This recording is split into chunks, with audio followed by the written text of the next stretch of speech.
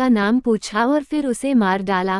पहलगाम के बैसरन में 31 साल के शुभम द्विवेदी को आतंकवादियों ने गोली मार दी, जिसके बाद उनकी पत्नी ने आतंकियों से उन्हें भी मार डालने की गुहार लगाई, लेकिन ऐसा नहीं हुआ। द्विवेदी की पत्नी आशन्या ने अपने परिवार के बाकी सदस्यों को घटना के बारे में बताया। जब मैंने उनसे कहा कि मुझे भी गोली मार दो, तो आतंकवादियों ने कहा, हम तुम्हें नहीं मारेंगे, तुम जाकर मोदी और सरकार को बताओ, इसलिए हम तुम्हें छोड़ रहे हैं। गुरुवार को जब उत्तर प्रदेश के मुख्यमंत्री योगी आदित्यनाथ परिवार से मिलने आए, तो आशन्या ने अपने पति की शर्ट पहनकर उनसे मुलाकात की।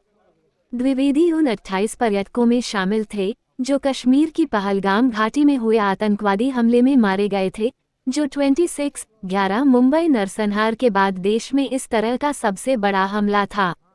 गुरुवार को द्विवेदी का पार्थिव शरीर लेकर हाथीपुर गांव में उनके पैतृक घर से लोग बाहर निकले तो पड़ोस में पाकिस्तान मुर्दाबाद और खून का बदला खून से के नारे गूंज उठे। बड़ी संख्या में लोग उनके घर के बाहर मौजूद थे, जिनमें से कुछ के हाथों में स्टॉप टेररिज्म के पोस्टर थे। द्विवेदी का पार्थिव शरीर बुधवार देर रात कश्मीर से लखनऊ लाया गया, जहां से उनके शव को उनके पैतृक गांव हाथीपुर ले जाने के लिए ग्रीन कॉरिडोर बनाया गया। उनके घर के बाहर बड़ी संख्या में प्रादेशिक सशस्त्र बल पीएस बड़ी ई और पुलिस बल तैनात किया गया है और गुरुवार को गंगा तट पर राजकीय सम्मान के साथ उनके पार्थिव शरीर का अंतिम संस्कार किया गया। जब ये खबर द्विवेदी की करीबी दोस्त वंशिका तक पहुंची तो वह करीब 2 घंटे तक सदमे में रहीं और सच्चाई को स्वीकार नहीं कर पाई।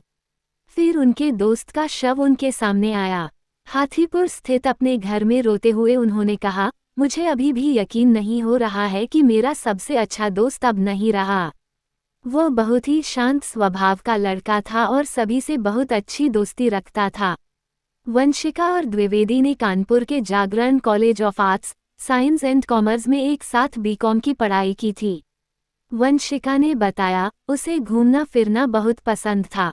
वह फ्रेंड्स, फैमिली और लाइफ के बीच बैलेंस बनाए रखना बखूबी जानता था और हम सभी के लिए इंस्पिरेशन था। बहुत टैलेंटेड और अपने दोस्तों के साथ तस्वीरें खींचवाने का शौकीन। ये लास्ट है, किसी ने लगाने नहीं तो फिर आई एम सॉरी।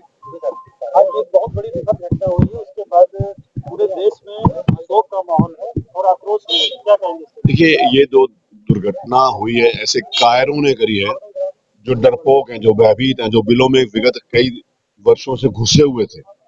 उनको एक अवसर मिल गया बिल के बाहर निकल कर ये घटना करने का, लेकिन जिन्होंने इस घटना को किया है उनको उसकी सजा मिलेगी, ऐसा हम सबको अपनी सेनाओं के ऊपर विश्वास है, अपने माननीय प्रधानमंत्री जी को, अपने गृह मंत्री जी को, ऐसा सबको विश्वास है।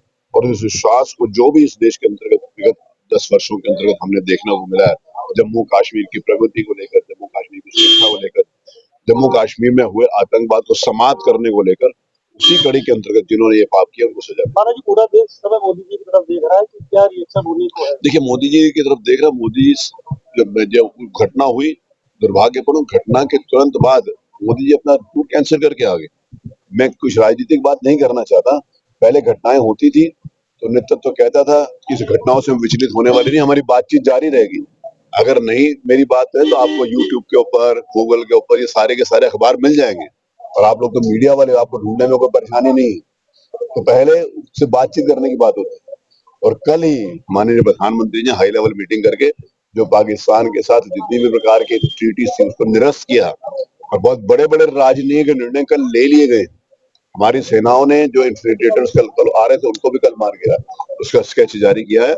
हम सबको अपने नेतृत्व के ऊपर, अपनी सेनाओं के ऊपर विश्वास है कि जिन्होंने इस पाप को किया उनको उससे विभत्स सजा मिलेगी।